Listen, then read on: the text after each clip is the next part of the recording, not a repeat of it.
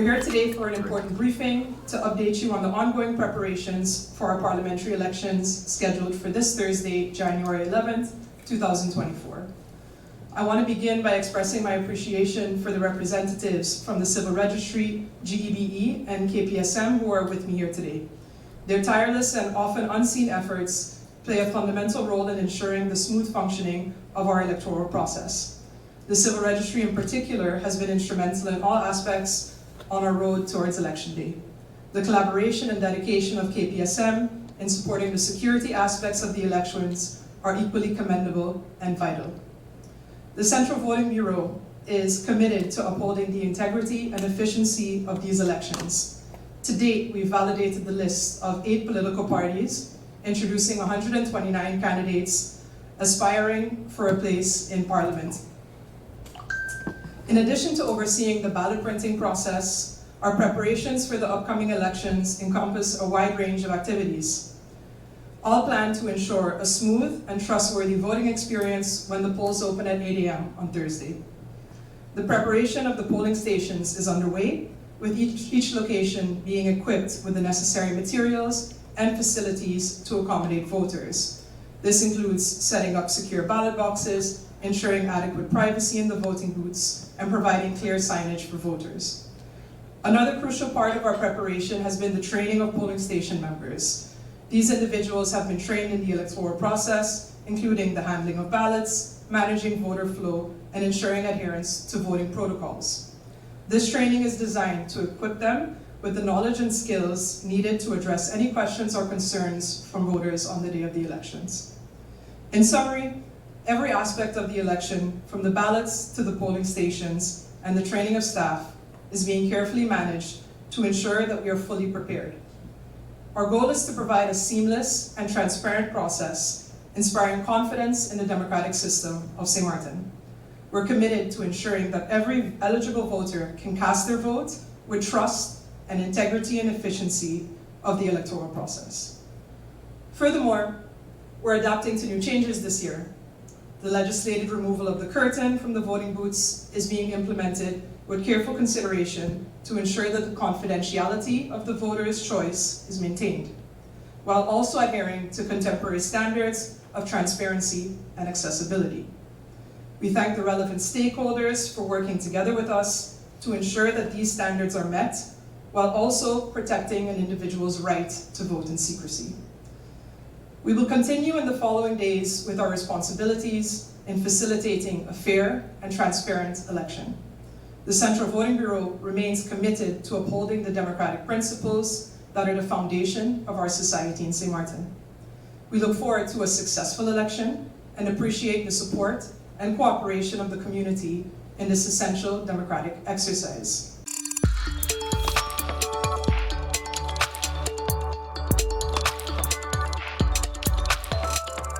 Civil Registry Department is ready for elections. We have done all the necessary to ensure that the voters can vote on January 11, 2024. We started in October 2023 with updating the address of each person. We had walk-ins for the persons to come and check their address. After that, we had walk-ins for pickup of voting cards and ID cards. We had many Saturdays from October 7th till December 16th for walk-ins for ID cards. On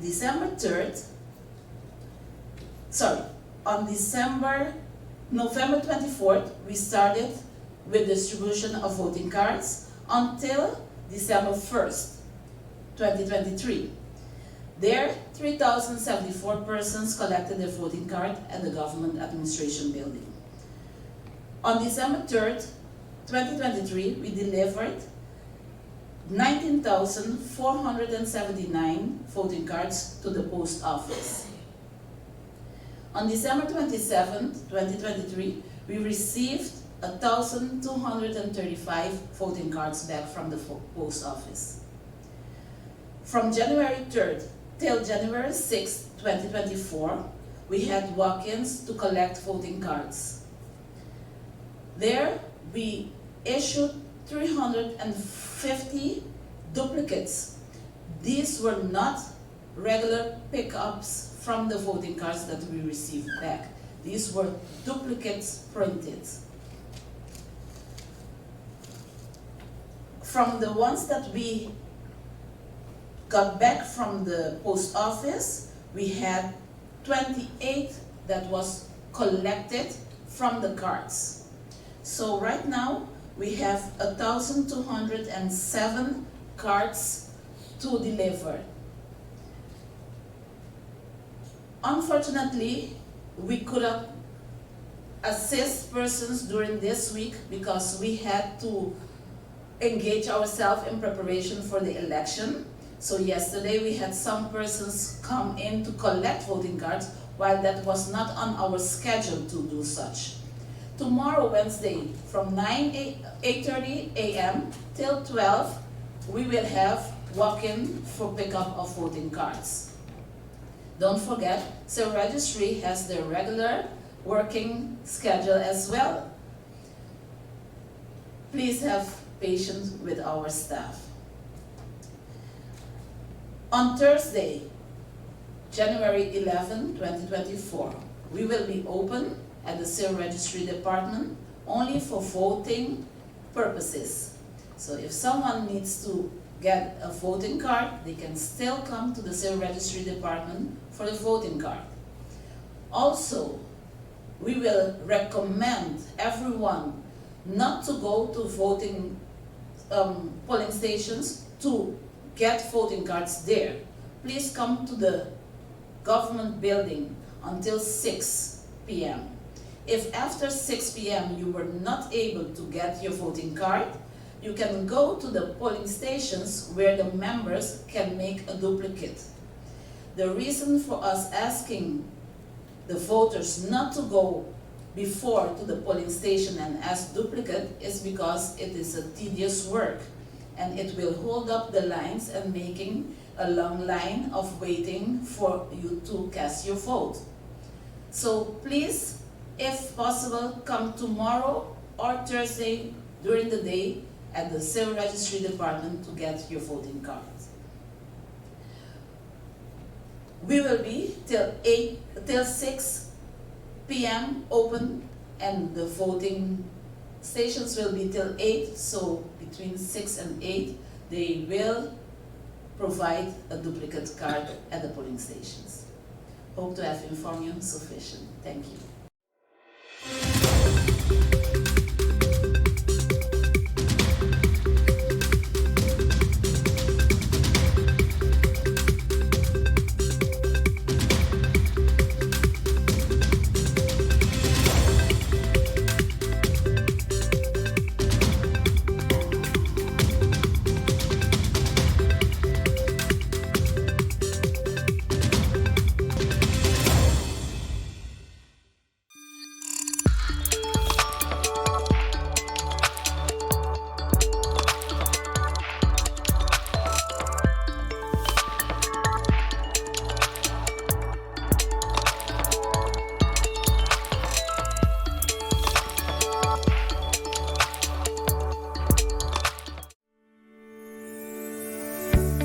Yes, John, it's election day.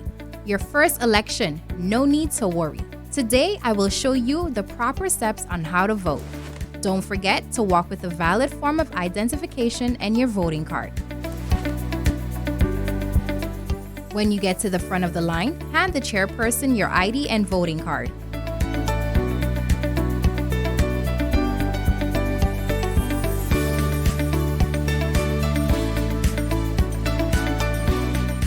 John, you can only use the red pencil attached to the voting booth. John, you can only vote for one person.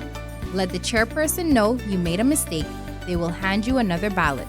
You have one last chance. Remember, you can only use the red pencil, color the full circle, vote for one candidate, and don't write or draw on the ballot. Important information. Election Day is on the 11th of January. Voting stations are open from 8 a.m. to 8 p.m. selling your vote is a crime. Voting is a fundamental democratic right and a crucial civic duty that ensures representation, accountability, participation, and progress within a society. Step into the voting booth and cast your vote.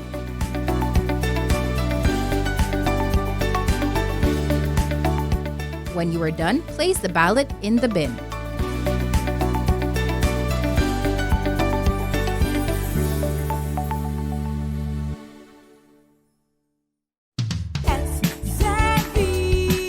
Your social and health insurance is your social and health insurances. Are you SXM insured? Do you have a valid medical insurance status?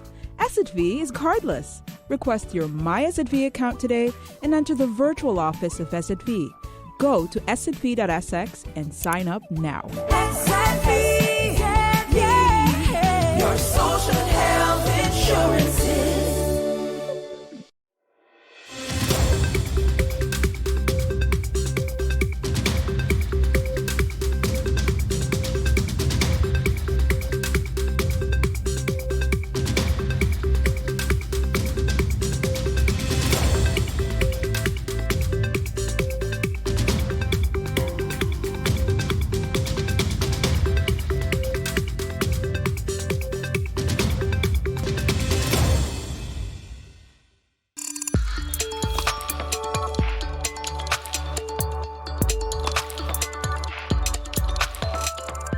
To assist 100% in a smooth election 2024.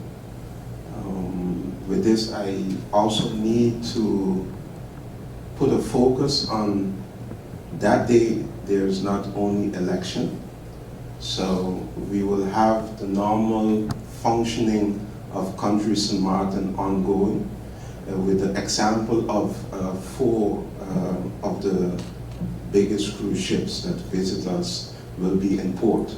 So there will be a lot of movement and traffic on that day, also with regards to the tourist season that we are in. We're ready, as I said, but want to ask for all the cooperation we can get from the community for us to have a smooth transition and a smooth election day. And when I ask for cooperation, it's also mainly in traffic. We can support all the polling stations with officers that is regulated. We are also asking party supporters to adhere to the conditions, and the main one is not to create any disturbance in the polling station and not to create any congestion. And the rule of 5 meters away from the entrance of the polling station will be strictly maintained. Next to that, on that day, the Police Force of St. Martin will not tolerate any form of disorder, public disorder on the street, etc. And it's obvious why we cannot do that on voting day with major operations from cruise ships and other operations that are still going on. So when it comes to traffic and congestion and traffic rules, we will be strict. With regards to NPGEB, despite having load shedding, we experienced load shedding on Monday and perhaps a bit of today, GB anticipated that the electricity will be stable on Thursday because we're doing right now preventive maintenance, and we had technical issues with 1 or 2 engines. We expect all those engines to be back up in operation by the end of business today, meaning that as of Thursday, we expect stable and reliable electricity. We cannot foresee any mechanical issues, of course. My staff is totally 24 hours available in the event that may be any adverse activities. The cables for Parliament building, government building, hospitals will not be pulled, so we'll also have maintained electricity. But moving forward, as of close of business today, we do not foresee any more load shedding. So from GB's perspective, we expect reliable electricity.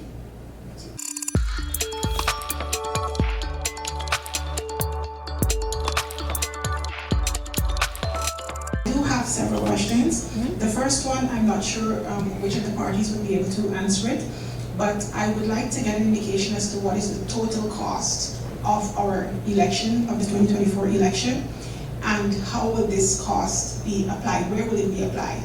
Paying people, setting up the various polling stations, can you give us an indication as to where that will be applied? And I will ask my next question. I think I'm not sure that any of us have that number off the top of our heads, but I think we're aware to a certain extent on what types of figures we can think of course, based on our budget requests that we've put in. From the voting bureau perspective, for example, you can think of figures where it comes to, there was recently a law change when it came to the remuneration of the members of the Central Voting Bureau, which means that this year they applied retroactive effect to that law, meaning that we also had to take into account in our budget the previous Central Voting Bureau. And then of course for us, you can think of costs such as food for the day to feed people in Parliament, DCOM, our members themselves. We have a whole calling station and individuals that we need to feed there as well. Besides that, we also have to remunerate, of course, the polling station members for all 20 polling stations. Of course, we have the cost of the ballots, any costs that go into, if, for example, even when we're talking about the Charles Leopold Bell, I'm not sure in how far we've adequately budgeted for that, but we've had to cut grass down, we've had to tow vehicles, we will also have to fix the doors, we'll have to fix the ceiling to make the space adequate for voting. I'm trying to think of some other numbers but The budget is from ASET?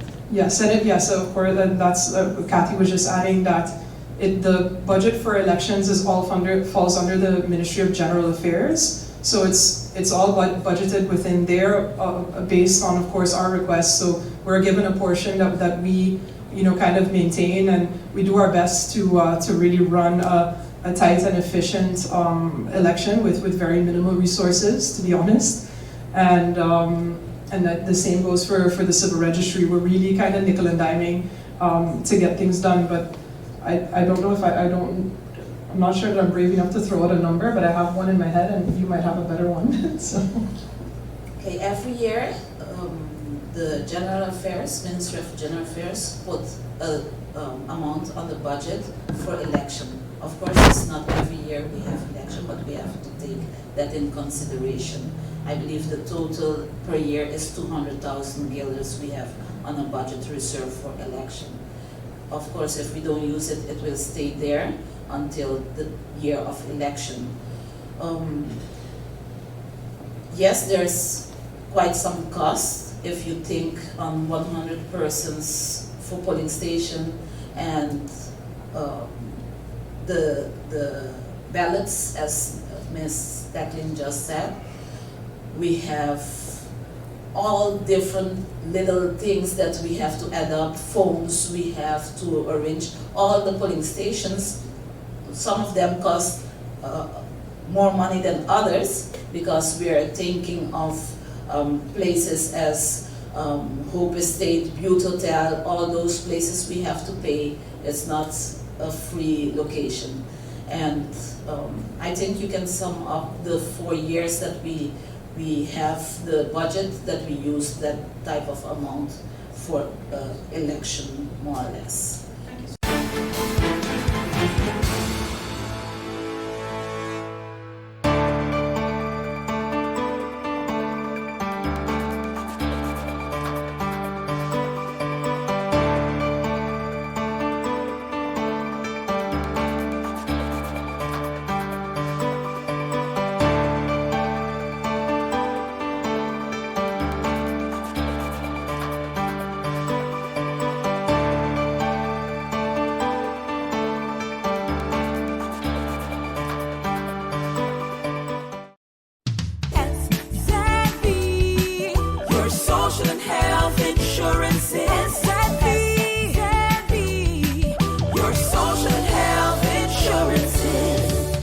SXV insured? Do you have a valid medical insurance status? SXV is cardless. Request your MySXV account today and enter the virtual office of SXV. Go to sxv.sx and sign up now. SXV, yeah. Your social health insurances.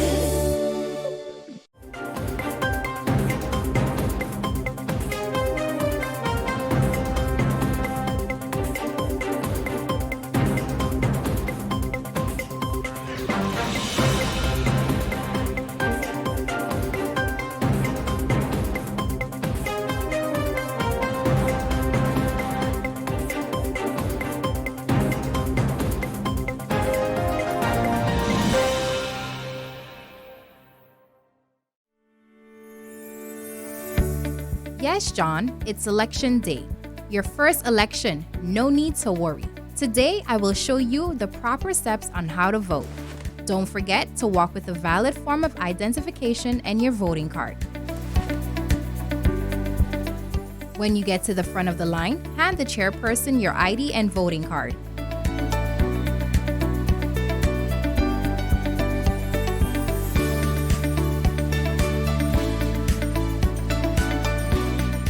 John, you can only use the red pencil attached to the voting booth. John, you can only vote for one person. Let the chairperson know you made a mistake. They will hand you another ballot. You have one last chance. Remember, you can only use the red pencil, color the full circle, vote for one candidate, and don't write or draw on the ballot. Important information. Election Day is on the 11th of January. Voting stations are open from 8 a.m. to 8 p.m. Selling your vote is a crime. Voting is a fundamental democratic right and a crucial civic duty that ensures representation, accountability, participation, and progress within a society. Step into the voting booth and cast your vote.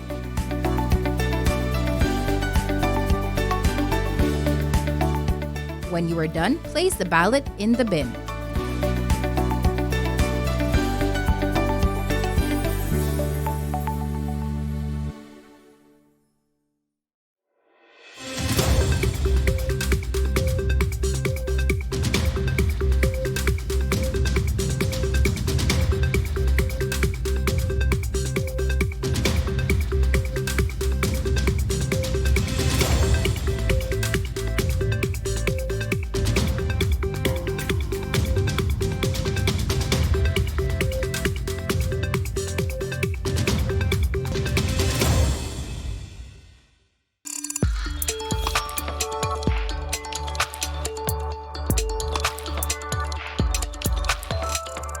Been quite a busy couple days already when it comes to preparation for this election on the 11th. And one of the complaints we got and noticed that a couple of those political banners that's on the side of the road have been and or damaged and or spray painted. And with this is a phenomenon that normally we don't really have on the island. So we're trying to get rid of this situation in advance. We are asking the cooperation from everyone else to avoid this. It is a punishable act. Destruction of property is a punishable act.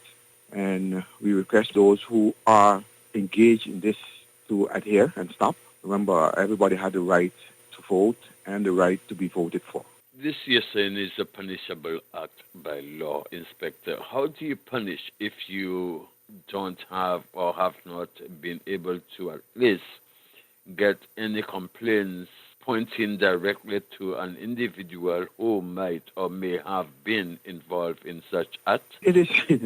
We have a lot of ways and methods to come and find who the perpetrators are. And again, police strategy is something we try not to discuss, but the ability is there to find out with information and with other resources and technology who can be doing this or who is guilty of doing this kind of damage. Should I take it that then you have been able to at least identify those persons or person who is involved? Negative. We are still busy with that at the moment. In this case, what's your message to the perpetrators, Inspector? I mean, the election is to take place on Thursday. Posters are still up. how do you drive your message across, encouraging against such behavior? Stephen, this is a behavior that we have never really in our political system have. And this is something kind of a semi-new phenomenon. And the message is from upfront, destruction of any property, including these kind of banners and posters, it's still a punishable act and you can be prosecuted for it. The law talks about damage of destruction of property in general. And this is also private property belongs to someone and they have the rights to put it there and being damaged. The perpetrator should take in consideration that if you're caught or found out, chances are you can be prosecuted for this.